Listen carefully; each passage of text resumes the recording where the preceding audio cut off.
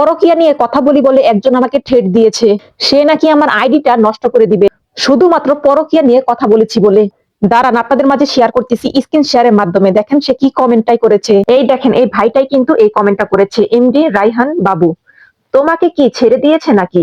এই জন্য তুমি এখানে এসে ফালতু কথা বলো? তোমাকে দেখতে তো ঝগড়াটের মতো লাগে, এই জন্যই তো তোমার এই অবস্থা। কে বলছে ফেসবুকে ঢুকে মেয়ে ছেলেদের নিয়ে কথা বলতে? কাজ করে ভাত খাও, আর কোনো দিন কোনো মেয়ে ছেলে নিয়ে কথা বলতে দেখলে সোজা জেলে পাঠিয়ে দিব। তোমার নামে কমপ্লেন করা হয়েছে, তোমার আইডি বন্ধ করে দিব, কথাটা মনে রাখবে। স্ক্রিন শেয়ারের মাধ্যমে কিন্তু অলরেডি আপনাদেরকে আমি দেখালাম ওই ভাইয়াটা কি কমেন্ট করেছে। এখন আপনারাই বলেন, আমি যে প্রতিনিয়ত আপনাদের মাঝে ভিডিওগুলো দেই, সেই ভিডিওতে আমি কি বলি?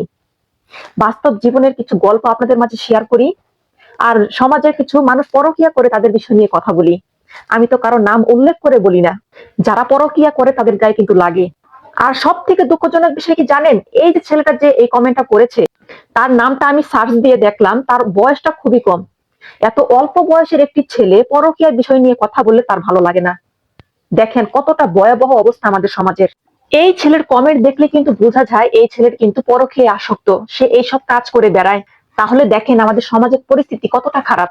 সব থেকে দুঃখজনক বিষয় কি জানেন? যারাই পরকীয়া নিয়ে কথা বলে, যারা এইসব টপিক নিয়ে ভিডিও বানায়, সবাইকে কিন্তু এইসব ধরনেরই কিন্তু কমেন্ট করা হয়। আমি কিছুদিন আগে একটি আপুর ভিডিও দেখলাম, সেও কিন্তু পরকীয়া নিয়ে ভিডিও বানায়, ভালো ভালো কথা বলে। পরিবার কিভাবে সুন্দরভাবে রাখতে হবে, পরিবার কিভাবে মজবুত থাকবে, সেই বিষয়গুলো নিয়ে কথা বলে। পরকীয়া করতে না করে মেয়েদেরকে বলে পরকীয়া করবে না, ছেলেদেরকে বলে পরকীয়া করবে না। সেই আপুকেও কিন্তু সেম টু সেম এরকম একটি কমেন্ট করা হয়েছে, তার আইডি খেয়ে নিবে, তার আইডি বন্ধ করে দিবে, সে যেন এগুলো ভিডিও না বানাতে পারে সেই ব্যবস্থাই করবে। তাহলে দেখেন এই সমাজে আপনি কোনো ভালো কথা বলতে পারবেন না। ভালো কথা বললেই আপনাকে বাজে বাজে কথা বলা হবে, আপনার আইডি খেয়ে নিবে, নানান ধরনের থ্রেট দেওয়া হবে।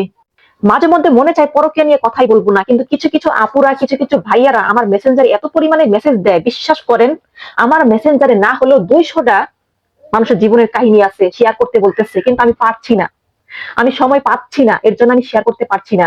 প্রত্যেকটা মানুষের যখন জীবনের গল্পগুলো আমি পড়ি, প্রায় গল্পগুলোই হলো পরকীয়া। বউ পরকীয়া করে চলে গেছে, স্বামী পরকীয়া করে চলে গেছে, এইসব বাস্তব জীবন কাহিনীগুলোই কিন্তু বেশিরভাগ আসে, শুধুমাত্র পরকীয়া পরকীয়া। এর জন্য আমি এই ভিডিওগুলো কিন্তু বানাই। প্রতিনিয়ত সবাই বলে আপনি এই বিষয়টা নিয়ে কথা বলেন, কথা বলেন, আপনার কথাগুলো ভালো লাগে, আপনার কথাগুলো ভালো লাগে। এবং কিছু কিছু ভাইয়ারাও কিন্তু সেম টু সেম কমেন্ট করে, আপু পরকীয়া নিয়ে কথা বলেন, আপনার কথাগুলো ভীষণ ভালো লাগে, আপনি এই টপিক নিয়ে ভিডিও বানাবেন। তার জন্যই কিন্তু এই টপিকটা নিয়ে আমি বেশিরভাগ ভিডিও বানাই। অনেকে বলে আপনি একই টপিক নিয়ে কেন এত ভিডিও বানান? বিশ্বাস করেন আমার মেসেঞ্জারে যদি আপনারা দেখেন তাহলে বুঝতে পারবেন। এইসব বাস্তব জীবন কাহিনীগুলোই কিন্তু বেশিরভাগ মানুষ কিন্তু আমাকে মেসেজ করে।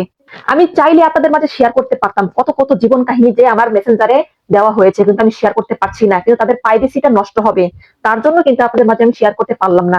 তারপরে যদি আপনারা চান পরকীয়া নিয়ে আমি কথা বলি, আমি অবশ্যই পরকীয়া নিয়ে কথা বলবো, আপনাদের জীবন কাহিনীগুলো আমার ভিডিওর মাধ্যমে শেয়ার করার চেষ্টা করব, যদি আপনারা চান। এর জন্য প্রত্যেকটা মানুষদেরকে বলতেছি, যারা প্রতিনিয়ত আমার ভিডিওগুলো দেখেন, আপনারা এক লাইন হলেও কমেন্ট করবেন আমি কি পরকীয়া নিয়ে কথা বলবো কি বলবো না।